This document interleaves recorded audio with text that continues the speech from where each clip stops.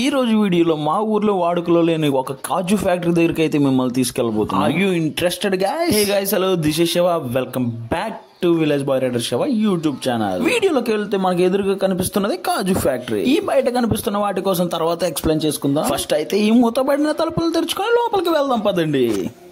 ఈ తలుపులు తెరుచుకొని లోపలికి వెళ్తే మనకంతా మిషనరీ భాగమే కనిపిస్తుంది.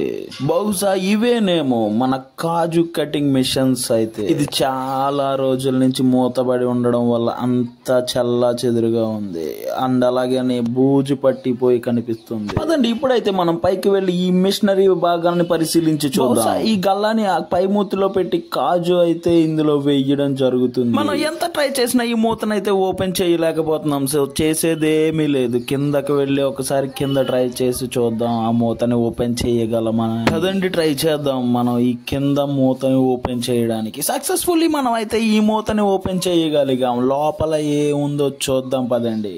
ఈ కంటైనర్ లో ఆ పచ్చి కాజునైతే వేయడం జరుగుతుంది. ఈ కంటైనర్ లో వేసిన కాజునైతే బయట కనిపిస్తున్న వాటర్ ని ఆ ప్రెషర్ పైప్ లైన్స్ నుంచి ప్రెషర్ పంపించి ఉడికించడం ద్వారా లోపల కాజునైతే ఫ్రై అయ్యేలా చేస్తారు.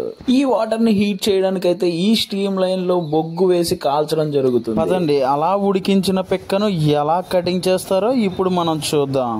అలా స్టీమ్ లో ఉడికించిన పిక్కను అయితే ఒక్కొక్క పిక్కగా తీసుకొని ఈ మిషనరీలో అయితే పెట్టుకోవాలి.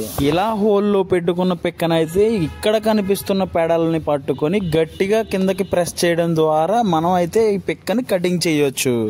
చూస్తున్నారు కదా, మనమైతే ఇప్పుడు ప్రెస్ చేసాం. మనకైతే ఇక్కడ హోల్ కాజు అయితే బయట పడడం జరిగింది. సో ఇలా అయితే ఇక్కడ కాజుని బయటకు తీస్తారన్నమాట. ఇది ఈ రోజు వీడియో అయితే మీకు నచ్చినట్టయితే వీడియోని లైక్ చేయండి, షేర్ చేయండి, అలాగే సబ్స్క్రైబ్ చేసుకోవడం మర్చిపోవద్దు. మరొక వీడియోతో మళ్ళీ కలుద్దాం. Until then love you, bye bye.